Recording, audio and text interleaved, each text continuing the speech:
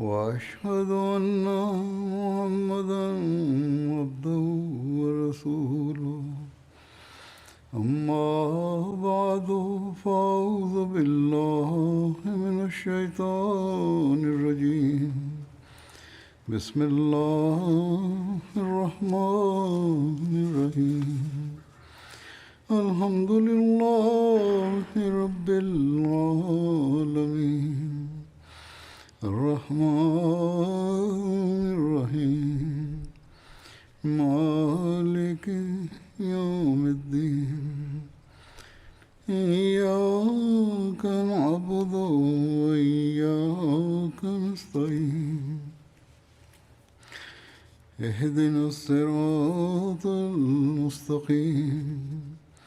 صراط الذين أنعمت عليهم غير المغضوب عليهم ولا الضالين. Bagaimana penzahiran kecintaan Hazrat Sawad bin Ghaziyah yang unik kepada Rasulullah Sallallahu Alaihi Wasallam telah dijelaskan dalam khutbah sebelumnya. Rincian lebih lanjut tentang beliau adalah sebagai berikut. Sawad bin Ghaziyah kembali ke pertempuran tersebut dengan membawa kemenangan besar dan menjadikan Khalid bin Hisham, salah seorang musyrik, sebagai tawanan. Dan Nabi SAW kemudian menetapkan beliau sebagai amil untuk mengumpulkan harta ganimah yang diperoleh dari perang Khaybar. Menurut sebagian orang, kejadian di atas disangkut pautkan dengan Sawad bin Amr selain kepada Hazrat Sawad bin Ghaziyah. Namun nampaknya itu adalah kejadian yang berbeda, dan dalam buku-buku sejarah dan biografi, kejadian ini sering disebutkan berkaitan dengan Sawad bin Ghaziyah.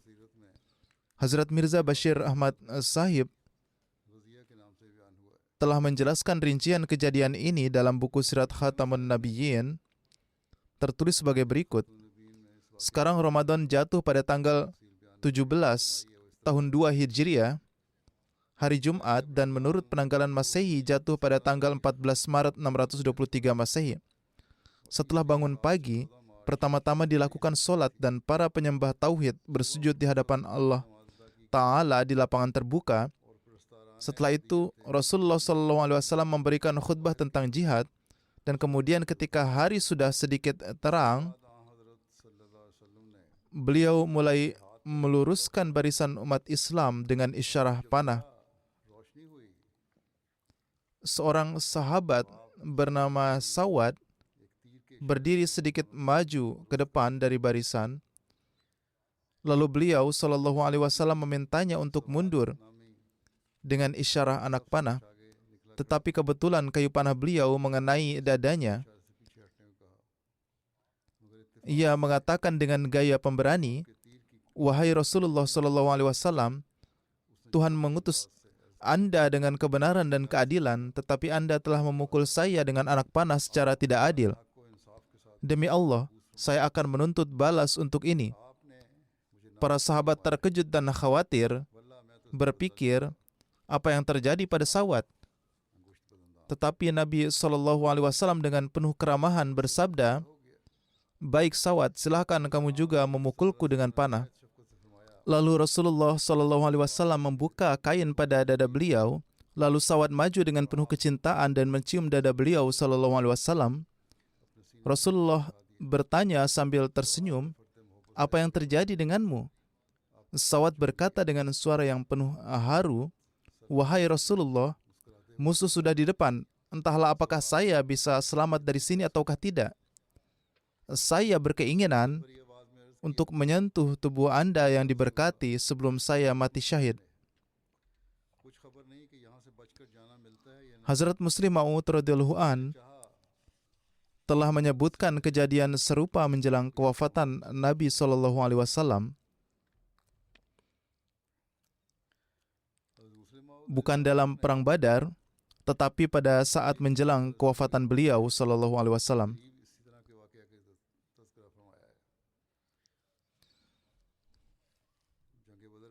beliau telah menceritakan sebuah kejadian yang mirip dengan itu. Beliau mengatakan, Hazrat Muslim Maud radhiyallahu an, bahwa ketika Rasulullah SAW mendekati kewafatan beliau, beliau mengumpulkan para sahabat dan bersabda, "Lihatlah, saya juga adalah seorang insan seperti kalian. Mungkin saja saya pernah melakukan kesalahan dalam memenuhi hak kalian, atau mungkin saja saya pernah menyakiti salah satu dari kalian. Sekarang, alih-alih saya menghadap Allah Ta'ala sedemikian rupa, di mana kalian menjadi penggugat saya katakan kepada kalian, jika ada di antara kalian yang pernah dirugikan oleh saya, silahkan tuntut balas dari saya atas kerugian yang menimpa itu di dunia juga." Begitu dalamnya kecintaan para sahabat kepada Rasulullah SAW, sehingga ketika menyaksikan hal itu dapat diperkirakan betapa tersayat-sayatnya hati para sahabat ketika mendengar ucapan Rasulullah SAW tersebut. Dan seperti itulah yang terjadi. Para sahabat menangis pilu. Air mata mengalir deras dan menjadi sulit bagi mereka untuk berkata-kata. Tetapi ada seorang sahabat yang bangkit dan berkata, "Wahai Rasulullah, Anda telah mengatakan bahwa jika Anda pernah menimpakan kerugian pada siapapun, Anda mempersilahkannya untuk menuntut balas. Untuk itu saya ingin menuntut balas kepada Anda." Rasulullah SAW bersabda, "Ya, silahkan. Katakan cepat-cepat apa kerugian yang telah aku timpakan padamu." Sahabat itu berkata, "Wahai Rasulullah, pada suatu pertempuran, suatu ketika Anda tengah meluruskan barisan, sehingga perlu bagi Anda untuk maju melewati suatu barisan. Ketika Anda melewati barisan, sikut Anda mengenai punggung saya. Hari ini saya ingin menuntut balas atas kejadian itu." Para sahabat meriwayatkan bahwa pada saat ini kami diliputi api kemarahan dan pedang kami keluar dari sarungnya dan darah mulai menetes dari mata kami. Jika seandainya saat itu Rasulullah SAW tidak berada di antara kami, pasti kami akan mengiris-iris orang itu. Namun Rasulullah SAW mengarahkan punggung beliau sendiri kepada sahabat tersebut dan bersabda, "Silahkan balas sikut aku dengan cara yang sama." Kemudian pria itu berkata, "Wahai Rasulullah, tunggu dulu. Ketika sikut Anda menyentuh saya, saat itu punggung saya dalam keadaan terbuka, sedangkan punggung Anda masih tertutup dengan kain." Rasulullah SAW bersabda kepada para sahabat, "Tolong singkapkan kain dari punggungku agar ia bisa membalas padaku."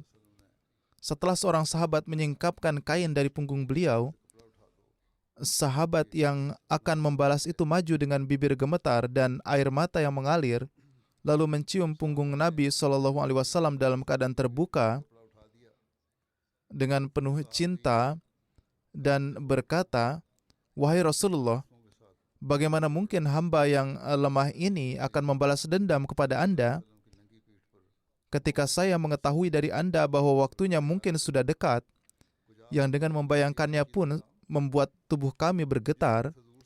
Untuk itu saya ingin agar bibir ini dapat menyentuh tubuh yang telah dijadikan sebagai sumber keberkatan oleh Tuhan. Saya telah menjadikan sikut yang mengenai tubuh saya sebagai alasan untuk dapat memenuhi tujuan ini, dan saya ingin mencium Anda untuk yang terakhir kalinya. Wahai Rasulullah, apalah artinya tersentuh sikut? Bahkan kami bersedia untuk mengorbankan segalanya untukmu. Diriku menjadikan ini alasan agar mendapat kesempatan untuk menciummu." Para sahabat yang tadinya sudah bersiap untuk membunuh orang ini malah menjadi sangat marah ketika mendengar ucapan sahabat tersebut. Namun ketika mereka melihat pemandangan tersebut, bahwa yang telah terjadi adalah sesuatu yang berbeda dengan apa yang ada di anggapan sahabat tersebut, lalu para sahabat berkata, "Akhirnya kami merasa kesal dengan diri kami sendiri. Kenapa bukan kami yang mendapatkan kesempatan tersebut, yakni mencium Nabi kami yang kami cintai?" Hazrat Muslim Maud radhiyallahu an menjelaskan, Inilah wujud pembimbing dan penuntun jalan kita, yakni Rasulullah Shallallahu Alaihi Wasallam, yang telah memberikan teladan bagi kita dalam setiap sendi kehidupan, yang mana tidak dapat ditemukan pada nabi lain manapun. Mengenai slogan-slogan para sahabat pada saat Perang Badar,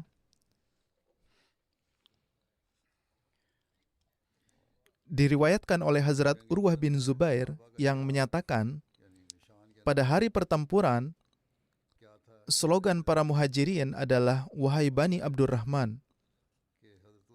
Slogan suku Khazraj adalah "Wahai Banu Abdullah." Sedangkan slogan suku Aus adalah "Wahai Bani Ubaidullah." Kemudian Rasulullah SAW memberi nama pasukan berkuda beliau sebagai Khailullah. Ada juga riwayat yang menyatakan bahwa pada hari itu, slogan semua orang adalah "Ya Mansur, Amit, wahai Mansur, bunuhlah mereka." Menurut satu riwayat, selama Perang Badar, semboyan kaum Ansar Madinah, atau seperti yang saya sebutkan, yaitu slogan pengenalnya adalah Ahad, Ahad, Esa, Esa. Ini dipilih agar dalam kegelapan malam atau saat pertempuran sengit, mereka dapat dikenal sebagai Ansar dengan slogan ini. Begitu pula semboyan atau slogan perang para muhajirin adalah "Wahai Banu Abdurrahman."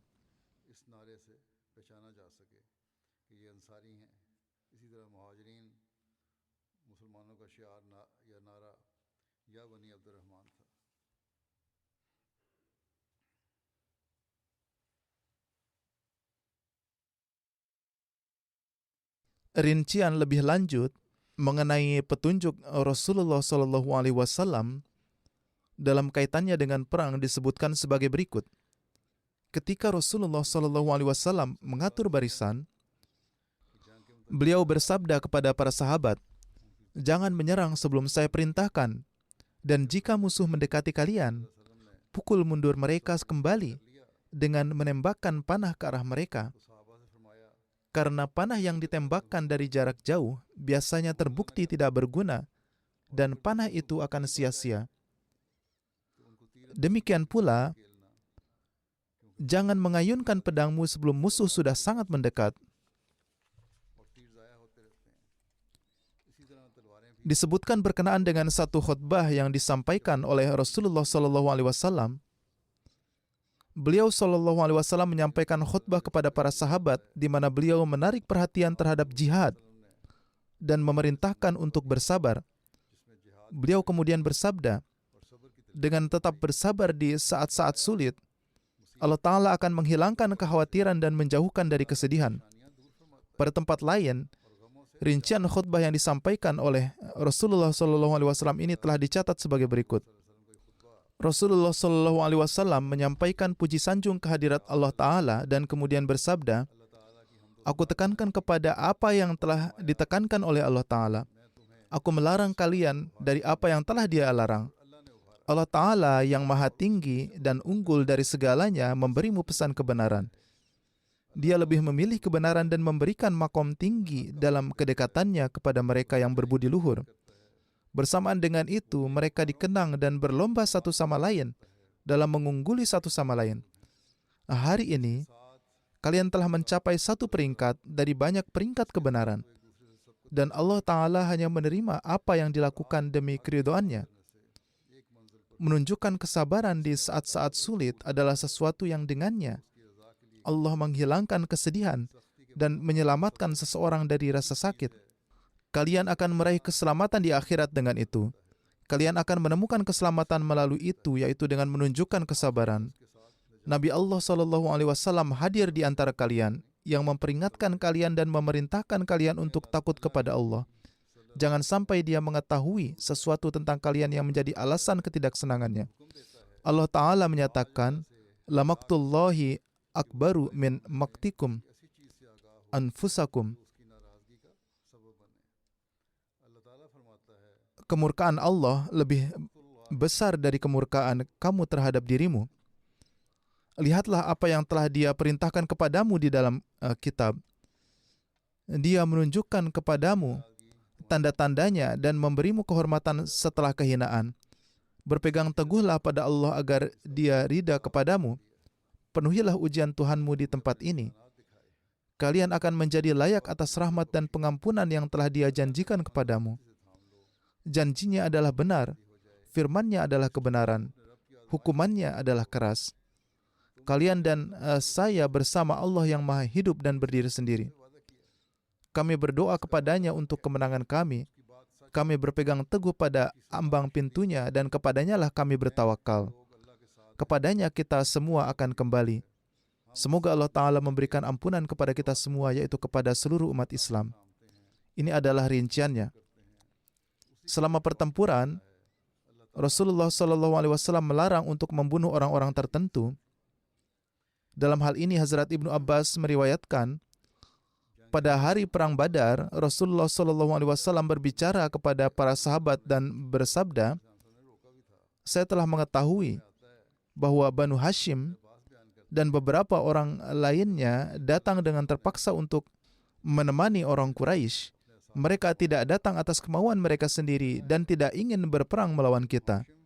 Siapapun dari antara kalian yang mendapati laki-laki dari Bani Hashim tidak boleh membunuhnya. Dan siapa saja yang bertemu dengan Abul Bakhtari, janganlah membunuhnya. Jika ada yang bertemu dengan Abbas bin Abdul Muttalib yang adalah paman Rasulullah SAW, maka janganlah membunuhnya juga, karena mereka datang kemari secara terpaksa.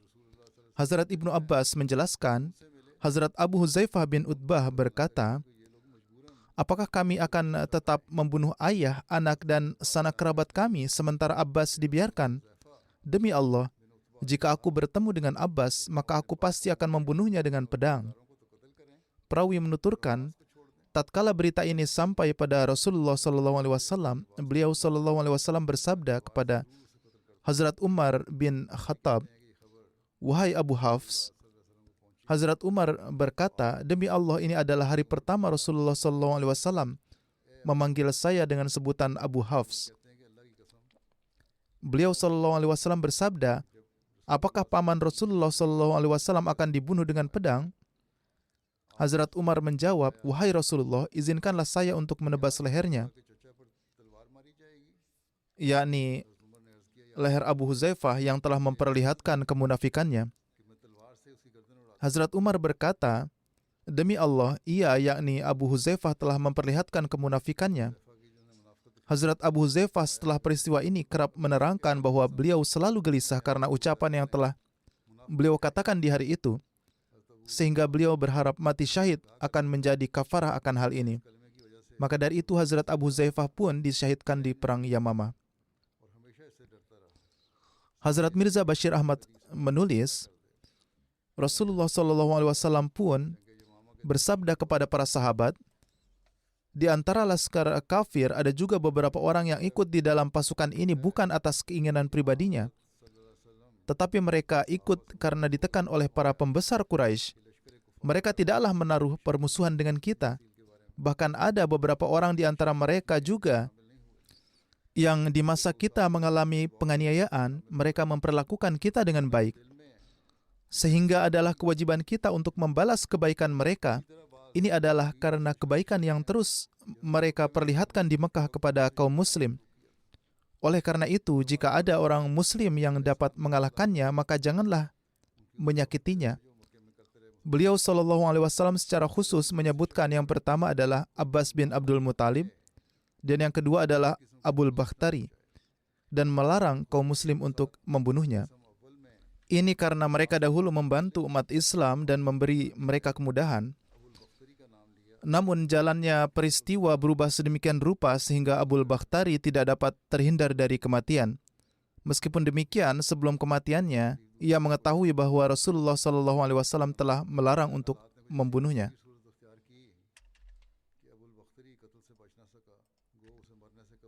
Di dalam sejarah tertera bahwa setelah ini, Rasulullah SAW pergi ke kemah, kemudian beliau larut dalam berdoa. Ini adalah kemah yang dibuat khusus untuk beliau. Hazrat Abu Bakar pun ada bersama beliau. Di sekeliling beliau ada beberapa sahabat Ansar di bawah pimpinan Hazrat Sa'ad bin Mu'az yang ditugaskan untuk menjaga beliau. Hazrat Ibnu Abbas menerangkan bahwa Rasulullah SAW bersabda saat itu di Perang Badar dan beliau berada di kemah besar, Allahumma inni ansyaduka ahdaka wa wa'daka, Allahumma in syi'ta lan tu'bad ba'dal yaum. yakni, wahai Allah, aku bersumpah demi janji engkau, wahai Tuhanku, seandainya engkau menghendaki kehancuran bagi kaum muslim, maka setelah hari ini tidak akan ada lagi yang menyembah engkau. Seketika itu juga Hazrat Abu Bakar radhiyallahu an memegang tangan beliau. Hazrat Abu Bakar berkata, wahai Rasulullah, sudahlah, Anda telah sangat bersikeras dalam memanjatkan doa kepada Tuhan, dan kini Anda tengah mengenakan baju zirah. Saat itu Rasulullah SAW tengah memakai baju zirah. Beliau SAW keluar dari kemah dan membaca, sayuhzamul jam'u wa yuwalluna dubur, balis sa'atu maw'iduhum was sa'atu adha wa amar. Dalam waktu yang dekat, mereka semua akan mengalami kekalahan dan akan membalikkan punggung mereka untuk berlari. Inilah waktu yang darinya mereka telah diperingatkan, dan waktu ini sangatlah keras dan sangat pahit. Hazrat Abdullah bin Abbas berkata bahwa Hazrat Umar bin Khattab menerangkan kepadanya, di hari Perang Badar, Rasulullah SAW melihat pasukan musyrik. Jumlahnya ada 1.000 banyaknya, sementara jumlah sahabat beliau adalah 319. Rasulullah SAW menghadapkan wajah beliau ke arah Ka'bah, lalu mengangkat kedua tangan beliau untuk berdoa, seraya menyeru dengan suara yang tinggi, Allahumma anjizli ma wa'attani, Allahumma ati ma wa'attani, Allahumma in tuhlik hazihil asobata min ahlil Islam la tu'bad fil ard. Yakni, wahai Allah, sempurnakanlah apa yang telah engkau janjikan kepadaku. Wahai Allah, anugerahkanlah kepadaku apa yang telah engkau janjikan kepadaku. Wahai Allah, jika engkau menghancurkan jemaat muslim ini, maka tidak ada lagi yang akan menyembah engkau. Beliau menghadap ke kiblat dan mengangkat kedua tangan beliau. Beliau secara terus-menerus menyeru kepada Tuhan dengan suara yang tinggi, sehingga kain selendang beliau terjatuh dari bahu beliau. Hazrat Abu Bakar datang menuju beliau dan meletakkannya kembali di bahu beliau.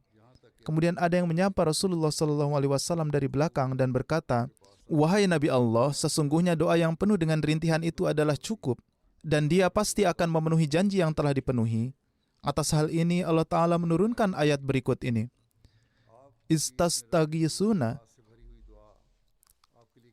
Rabbakum fastajaba lakum anni mumiddukum bi'alfim minal malaikati murdifin. Tatkala kalian menyeru kepada Tuhan, Dia lalu menerima permohonan kalian dengan janji, aku pasti akan mengirimkan 1.000 barisan musuh untuk menolong kalian. Alhasil, Allah menolong beliau melalui perantaraan malaikat. Riwayat ini tertera di dalam Sahih Muslim. Terkait riwayat ini, Hazrat Mirza Bashir Ahmad Sahib menjelaskan seperti demikian di dalam buku beliau.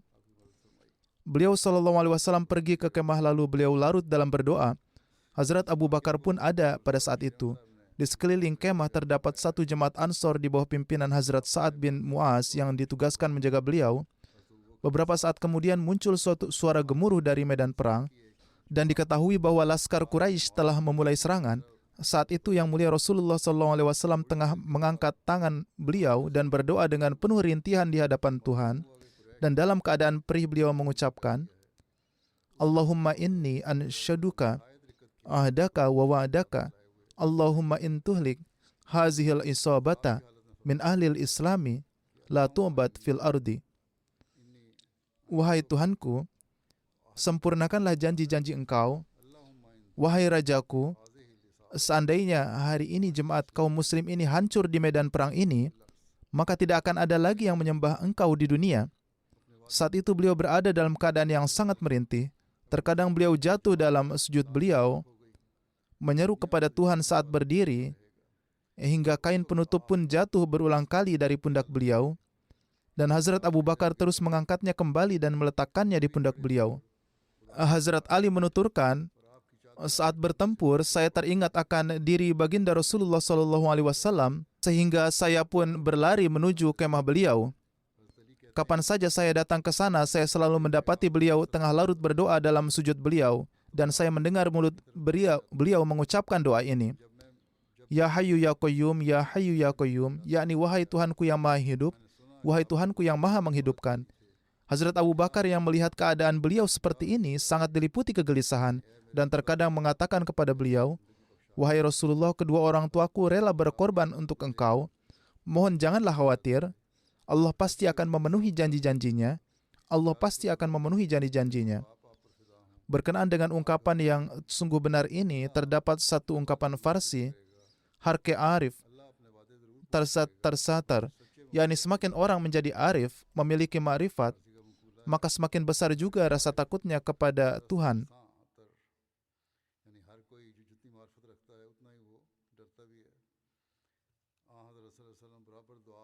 Dan yang mulia Rasulullah SAW terus-menerus berdoa dan larut dalam ratap tangis beliau.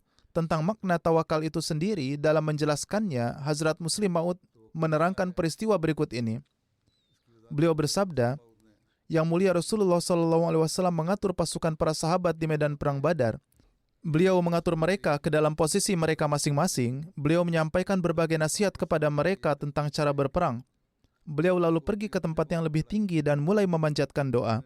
Beliau tidaklah lantas pulang ke Madinah lalu berdoa di sana, tetapi pertama-tama beliau tiba di medan perang bersama para sahabat, mengatur barisan mereka, dan memberikan nasihat-nasihat kepada mereka, lalu duduk di tempat yang lebih tinggi dan mulai berdoa. Inilah ketawakalan beliau. Inilah ketawakalan beliau yang harus ditempuh oleh kita, yakni beliau pun menempuh sarana-sarana yang sanggup diupayakan oleh manusia. Beliau berupaya sekuat tenaga lalu memanjatkan doa. Inilah yang disebut dengan tawakal. Hazrat Masih Maud alaihissalam bersabda, Al-Quran suci berulang kali memberikan janji kemenangan atas orang-orang kafir kepada yang mulia Rasulullah SAW.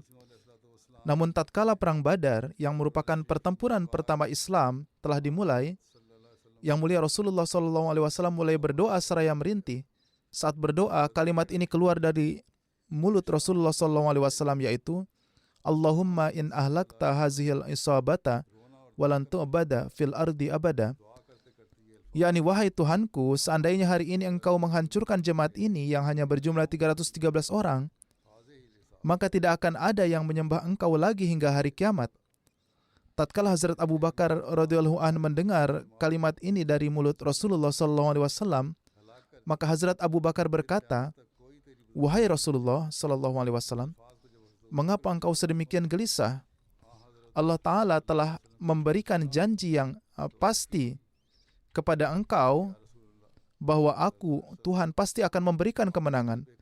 Beliau SAW bersabda, ini benar, tetapi aku melihat bahwa wujud Tuhan adalah tidak memerlukan apapun. yakni Allah Ta'ala tidaklah wajib untuk menyempurnakan suatu janji. Allah Ta'ala adalah maha berdiri sendiri dan kaya. Oleh karena itu, kita setiap saat dan setiap waktu harus senantiasa takut dan gelisah akan wujudnya. Tatkala beliau SAW berdoa di dalam kemah beliau, rasa kantuk menguasai beliau, dan seketika beliau bangkit dan bersabda, wahai Abu Bakar, bergembiralah, pertolongan Tuhanmu telah datang. Lihatlah Jibril yang telah datang seraya memegang tali kekang kudanya, dan kaki-kakinya tertutup dengan debu. Riwayat ini terdapat di Sirat Ibnu Hisham. Kemudian ada satu riwayat bahwa Rasulullah SAW bersabda, Abu Bakar, kabar suka untukmu. Ini adalah Jibril yang mengenakan sorban kuning. Ia memegang kendali kudanya di antara bumi dan langit. Ketika ia turun ke bumi, ia menghilang dariku untuk beberapa saat dan kemudian muncul.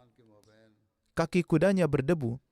Ia mengatakan bahwa ketika kamu berdoa, maka pertolongan Allah Ta'ala telah datang kepadamu.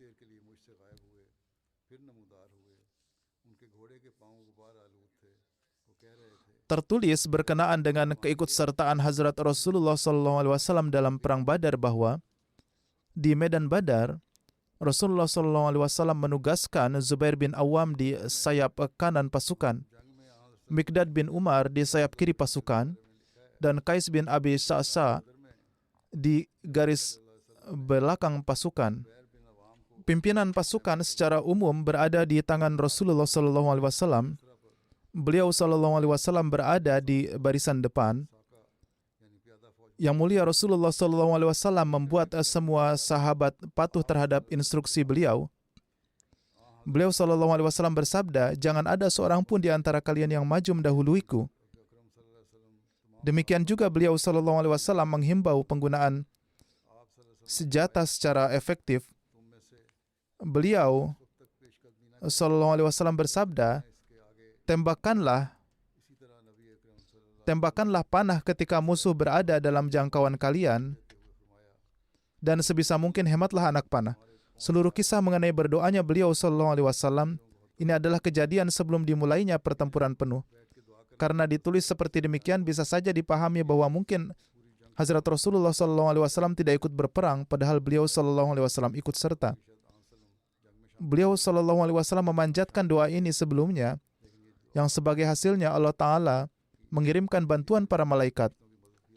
Tertulis bahwa Hazrat Ali radhiyallahu an meriwayatkan berkenaan dengan keikutsertaan Hazrat Rasulullah SAW dalam pertempuran Badar. Kami berlindung kepada Nabi SAW pada hari Badar. Beliau SAW adalah yang paling dekat dengan musuh. Pada hari itu beliau SAW lah yang berjuang paling keras dari antara semua mujahidin. Tertulis mengenai kedatangan Laskar Quraisy di medan pertempuran dan pertikaian serta pertempuran yang terjadi di antara mereka bahwa ketika kaum Quraisy turun di medan perang Badar, mereka mengutus Umair bin Wahab untuk menyelidiki berapa jumlah pasukan yang menyertai Hazrat Rasulullah SAW. Umair memacu kudanya mengitari pasukan Islam dan kemudian kembali kepada Quraisy Mekah dan mengatakan, "Menurutku, orang-orang ini berjumlah sekitar 300 orang atau lebih." Kemudian ia kembali untuk melihat apakah ada tempat pengintaian yang tersembunyi untuk membantu pasukan Islam. Umair bin Wahab pergi memacu kudanya hingga jauh dan kembali dari sana dan mengatakan bahwa tidak tampak bala bantuan mereka, namun, wahai Quraisy, aku melihat mereka datang dengan membawa bencana kematian bagi kalian. Aku melihat unta-unta yang membawa kematian. Unta Yasrib membawa kematian yang pasti. Mereka adalah orang-orang yang tidak memiliki sarana pertahanan dan mereka tidak memiliki tempat perlindungan kecuali pedang. Tak satu pun dari mereka akan terbunuh hingga mereka membunuh salah satu dari kita. Jika mereka membunuh orang-orang kita sesuai dengan jumlah mereka, lalu kesenangan apa yang akan didapat dalam hidup setelah ini? Sekarang lakukanlah apa yang menurut kalian sepatutnya dilakukan. Ia menyampaikan pendapatnya setelah meninjau semuanya. Setelah mendengar ini, Hakim bin Hizam mendatangi Utbah bin Rabi'ah dan berkata kepadanya, "Engkau adalah orang yang terpilih dan pemimpin di kalangan Quraisy. Oleh karena itu, bawalah pulang orang-orang dan bayarlah uang darah Amru bin Hadrami." Utbah berkata, "Aku setuju. Pergilah kamu kepada Ibnu Hanzalah, yakni Abu Jahal. Nama ayah Abu Jahal adalah Hanzalah." Lalu Hakim bin Hizam pergi kepada Abu Jahal untuk masuk tersebut dan mengatakan bahwa Utbah telah mengutusku kepadamu untuk menyampaikan bahwa dia akan membayar diat. Bawalah orang-orang Quraisy pulang kembali. Abu Jahal berkata bahwa sejak Utbah melihat Rasulullah SAW, Muhammad SAW, ia menjadi takut dan mulai menunjukkan sikap pengecut. Sama sekali tidak. Demi Tuhan, kita tidak akan kembali sampai Allah memberikan keputusan di antara kita dan Muhammad SAW. Abu Jahal juga mengatakan, Utbah mencegah kita dari perang karena dia tahu bahwa umat Islam layaknya secuil makanan unta bagi kita, yakni kita akan membunuh mereka dengan sangat mudah. Dan putra Utbah juga ada di antara orang-orang Muslim. Putra Utbah telah masuk Islam, mungkin dia tidak mau berperang karena anaknya. Putra Utbah yang dimaksud adalah Hazrat Abu Huzaifah radhiyallahu an yang datang di medan Badar dari pihak kaum Muslim. Ketika kabar mengenai ejekan pengecut dari Abu Jahal sampai kepada Utbah, ia berkata bahwa si pengecut ini, yakni Abu Jahal, akan segera mengetahui siapa sebenarnya yang pengecut dan penakut.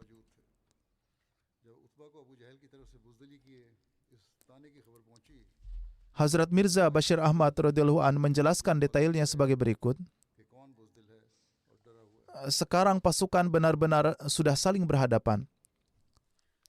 Sebelumnya pasukan berkumpul dalam situasi siaga perang dan terdapat pasukan orang-orang kafir dalam jumlah yang besar. Saat itu Hazrat Rasulullah SAW sedang berdoa. Ketika pasukan saling berhadapan dan peperangan dimulai, saat itu Hazrat Rasulullah SAW juga ada di medan pertempuran. Hazrat Mirza Bashir Ahmad radhiyallahu an menuturkan, sekarang pasukan benar-benar saling berhadapan, namun ada pemandangan kekuasaan Allah Ta'ala yang menakjubkan, yaitu saat itu susunan barisan pasukan sedemikian rupa sehingga pasukan Islam terlihat oleh orang-orang Quraisy lebih banyak dari jumlah yang sebenarnya, bahkan 2 kali lipat, yang karenanya orang-orang Quraisy menjadi ketakutan. Di sisi lain, pasukan Quraisy terlihat oleh orang-orang Islam lebih sedikit dari jumlah sebenarnya, yang akibatnya orang-orang Islam menjadi berbesar hati. Orang-orang Quraisy dengan cara tertentu berupaya untuk mengetahui jumlah pasti pasukan Islam, sehingga dapat memberi harapan pada hati mereka yang tengah ciut. Untuk tujuan tersebut, para pemimpin Quraisy mengirim Umair bin Wahab untuk memacu kuda mengitari keempat penjuru pasukan Islam sehingga dapat mengetahui betapa jumlahnya dan apakah ada bala bantuan tersembunyi di belakang mereka. Oleh karena itu, Umair mengelilingi kaum muslim dengan menunggang kuda, namun dia melihat kehormatan diri, kebulatan tekad, serta ketidakpedulian akan maut yang begitu besar dalam wujud orang-orang Islam, sehingga ia kembali dengan sangat ketakutan dan berkata kepada orang-orang Quraisy bahwa, aku tidak melihat suatu bala bantuan yang tersembunyi atau yang lainnya. Tetapi wahai masyarakat Quraisy, aku melihat bahwa dalam laskar orang-orang Islam, seolah-olah pada pelana unta-unta mereka tidak sedang membawa manusia melainkan kematian, dan kebinasaan tengah menunggangi unta-unta betina Yasrib. Ketika orang-orang Quraisy mendengar hal ini, timbul satu kegelisahan dalam diri mereka. Surakah yang datang sebagai penjamin mereka sangat ketakutan sehingga ia melarikan diri. Ketika orang-orang menghentikannya, ia berkata, kalian tidak melihat apa yang aku lihat. Mendengar pendapat Umair, Hakim bin Hizam sangat ketakutan. Ia mendatangi Utbah bin Rabi'ah dan mengatakan, wahai Utbah, engkau hanya ingin membalas dendam untuk Amru bin Hadrami terhadap Muhammad SAW. Dia adalah sekutumu. Tidakkah memungkinkan jika engkau membayar uang darah atas namanya lalu membawa orang-orang Quraisy pulang kembali? Dengan melakukan ini, nama baikmu akan terkenang selamanya. Utbah yang ia sendiri sedang ketakutan, apalagi yang ia inginkan. Dengan segera ia mengatakan, ya, hal ini benar, aku setuju. Selanjutnya ia mengatakan kepada Hakim bin Hizam, lihatlah, bagaimana juga orang-orang Islam ini dan kita saling bersaudara. Apakah baik seseorang mengangkat pedang terhadap saudaranya dan seorang ayah terhadap anaknya? Lakukanlah olehmu seperti demikian.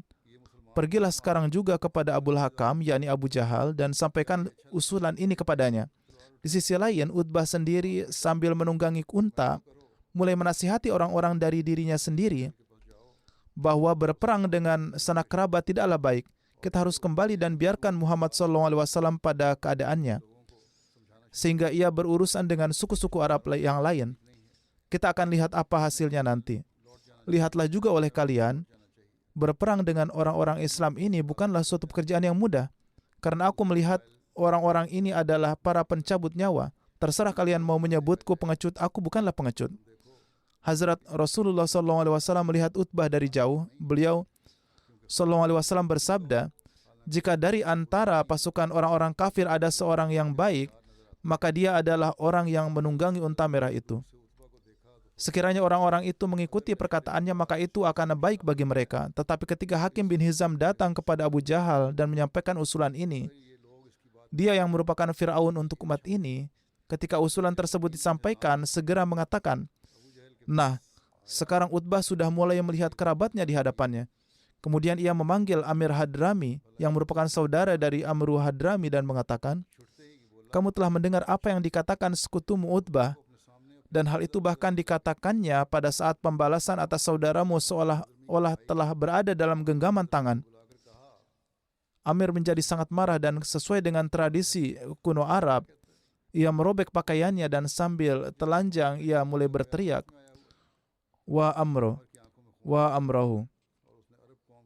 yakni sangat disayangkan dendam saudaraku belum terbalaskan, sangat disayangkan dendam saudaraku belum terbalaskan. Suara gurun ini mengobarkan api permusuhan di dalam dada pasukan Quraisy dan api peperangan mulai terlihat berkobar secara penuh.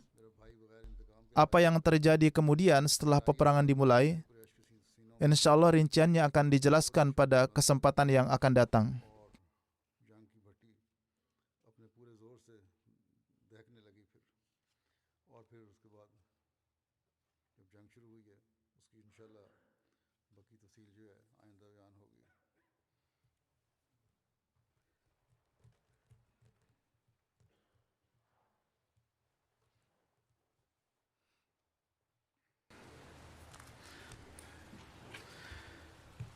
Alhamdulillah, alhamdulillah, nahmaduhu wa nasta'inuhu wa nahmaduhu wa nasta'inuhu wa nastaghfiruhu wa nu'minu bihi wa natawakkalu alayhi wa na'udhu billahi min shururi anfusina wa min sayyiati a'malina. من يهده الله فلا مضل له ومن يضلل فلا هادي له